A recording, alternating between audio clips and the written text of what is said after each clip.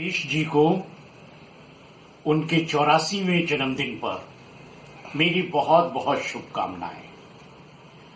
मधेश जी की मैंने काफी किताबें पढ़ी हैं और उनके काम करने के ढंग को मैंने बहुत नजदीक से देखा है। अपनी समकालीन महत्वपूर्ण रचनाकार जिनसे वे काफी प्रभावित हैं, उनके समग्र रचना कर्म पर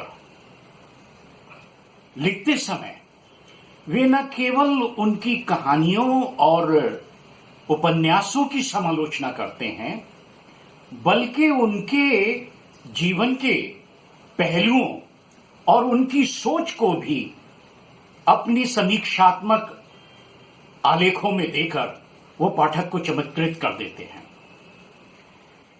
मधेश जी ऐसा इसलिए कर पाते हैं कि एक तो उनके पास बहुत बड़ी संख्या में साहित्यिक पत्रिकाएं आती हैं जिनसे उन्हें महत्वपूर्ण रचनाकारों की नई कहानियों की जानकारी मिल जाती है, और उन रचनाकारों की जब नए उपन्यास आते हैं तो वे उन्हें शीघ्र ही प्राप्त करने की कोशिश करते हैं।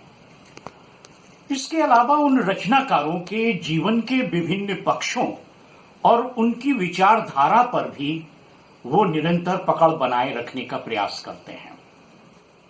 एक और बात जो मैंने मधेश जी के संबंध में महसूस की है वो ये कि वो आलोचना को बहुत ही गंभीर काम मानते हैं, इसीलिए बहुत व्यापक तैयारी के साथ वो लिखते हैं। वो न सिर्फ साहित्यिक पुस्तकें पढ़ते हैं बल्कि इतिहास, राजनीति और तमाम विषयों की किताबें भी खूब पढ़ते हैं। इसीलिए उनके समीक्षात्मक आलेखों में, खासकर जो ऐतिहासिक उपन्यासों से संबंधित उनके आलेख हैं, उनमें उनकी इतिहास संबंधी गहरी जानकारी हैरान करती है। इस संबंध में मैं एक छोटी सी बात कहना चाहता हूं। मैंने उनकी लिखी हुई नानक सिंह के उपन्यास एक म्यान दो तलवारें की समीक्षा पढ़ी है। नानक सिंह का ये उपन्यास हमारे देश के महान क्रांतिकारियों के एक दल, गदर पार्टी, और इस देश के एक बहुत ही महान क्रांतिकारी करतार सिंह सराभा के जीवन और उनके कार्यों पर केंद्रित उपन्यास है।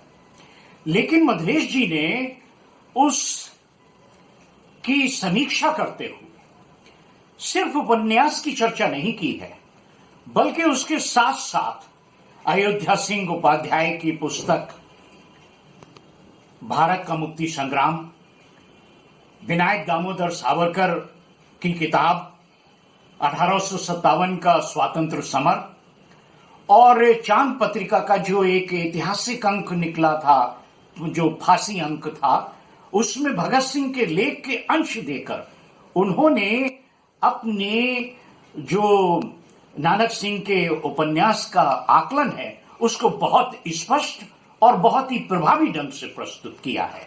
इस तरह की बड़ी तैयारी के साथ आलोचना कर्म करने वाले हिंदी में बहुत कम हैं। मधेश जी 84 साल के हो गए हैं। आज भी उनकी लेखनी बराबर चल रही है। भविष्य को लेकर उनकी बहुत सी योजनाएं हैं। मेरी कामना है कि उनकी सारी इच्छाएं, उनकी सारी योजनाएं पूरी हों और आशा भी उनकी लेखनी से निरंतर समृद्ध होती रहे।